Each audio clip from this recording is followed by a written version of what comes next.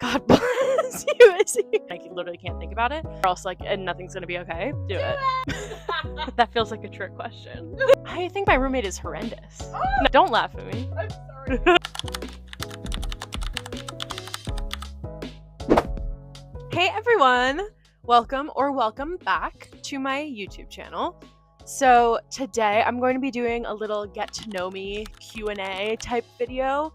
I asked for questions over on my Instagram, which you guys should all follow. And my roommate is going to ask me the questions. She has the questions and she's over there and she's going to ask them to me. So yeah, I thought it was time to do a little get to know me type vibe. And I think this will be fun. So yeah, let's get into it. What book would you love to see be made into a movie? This is an interesting question because I feel like usually book to screen adaptations are not my favorite. Like, I feel like it's rare that it's done right. I feel like the Hunger Games series is a really good example of a book to movie adaptation that was done extremely well. But there are so many more examples of book to screen adaptations that are done so poorly. Let me look. I just read The Interestings by Meg Wolitzer. And it's sort of like a decades-long tale of this artistic friend group. They're all sort of trying to make it in their own way in the art world, and some of them succeed and some don't succeed. I think that might be an interesting film if done correctly, because it spans so many years that it would be cool to see the actors grow up.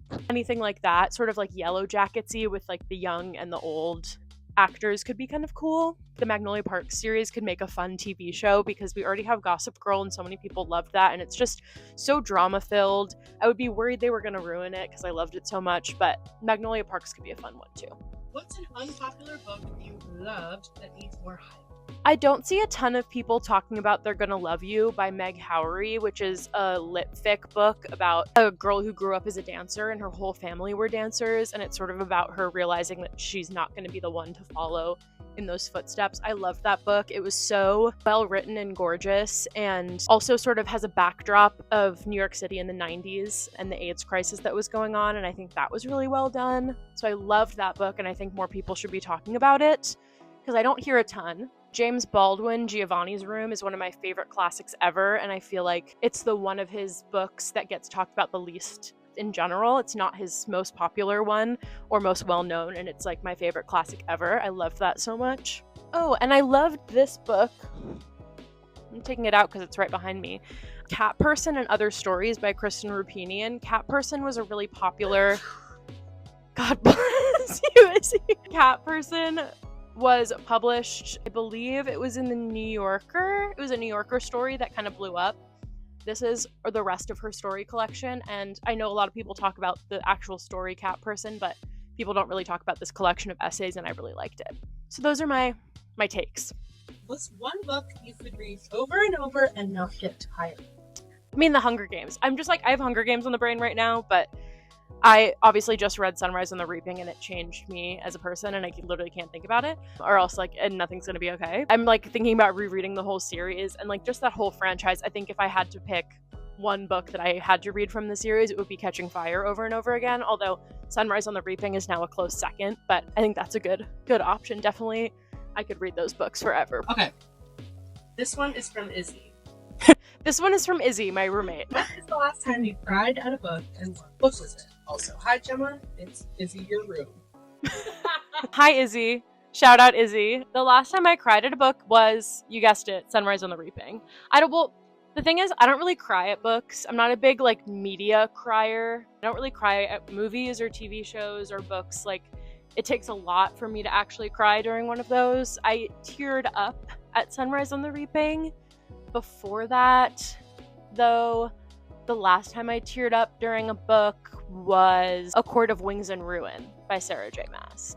That was the second most recent time I think that I teared up, just because of like that found family makes me so emotional. Was that a spoiler? No. My roommate Izzy's reading ACOTAR for the first time right now, and she just got really nervous that I gave her a spoiler, which I didn't. I got freaked out about spoilers. No one spoil in the comments. Okay, next question. How did you get to be so hot and sexy? That feels like a trick question. I don't know, I guess I was just born this way. Next question. What is your biggest achievement? My biggest achievement? Huh. I mean, I think like graduating college is like a big and obvious one. I also think getting one of my short stories published, getting to maybe a second one up and coming published, like sending my story to someone and having them want to put it in their magazine is definitely a huge accomplishment. I've been published in like small school things before, but like my first real adult publishing moment was a pretty big deal, so I'm very proud of that. And I also think just like when I think about how much I've grown over the last couple of years since being out of school, I've been out of school now for 3 years, and I'm just like very proud of the person that I think I'm becoming, and that is a big success for me as well. Okay. What's a bookish hot take that you have? Oh my god. Well, number one, shout out to my girlfriend. Fan fiction is not books. Fan fiction is fun, but it's not a book. Because you're not creating you're creating a new story, but you're using characters that are already created, and it's also illegal to sell fan fiction for money. So that is one of my bookish hot takes, for sure. I just think, yeah, it's taking profit away from the actual author of those characters. I think that's my main hot take. I don't have a ton of hot takes. I love to jump on a bandwagon. Last question. Oh my god, it's the last question, you guys. Well, it's a two-parter. 1, why is your roommate so pretty? Oh my god, so funny you should ask that. I think my roommate is horrendous.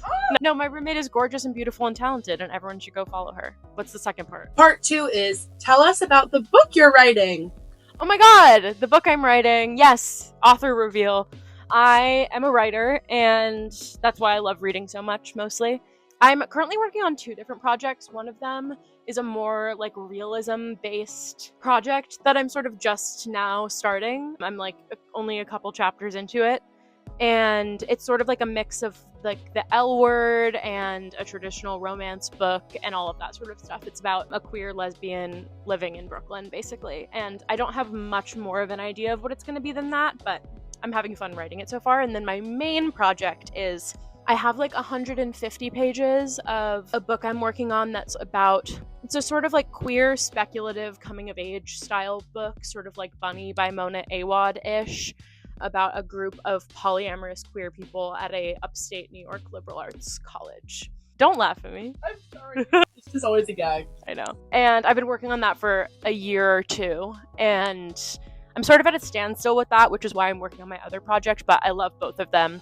I ultimately want to write more of the sort of magical realism, speculative style stuff. It's my favorite thing to read, but I'm working on this other project right now that I'm having a lot of fun with. So we got those 2 going on, and I'm always kind of workshopping a couple short story ideas around in my brain as well. Well, that's my little Q&A. I hope you guys enjoyed getting to know me a little bit better. Thank you to my roommate, Izzy, for asking me the questions and providing moral support. And I'm gonna go eat some snacks and maybe edit this video and have a fun little relaxing evening. So yeah, I hope you guys enjoyed. This was very silly goofy, and I'll see you in the next one. Like, comment, and subscribe because I am a YouTuber now. Okay? Do it. You won't regret it. Do it. Okay, bye!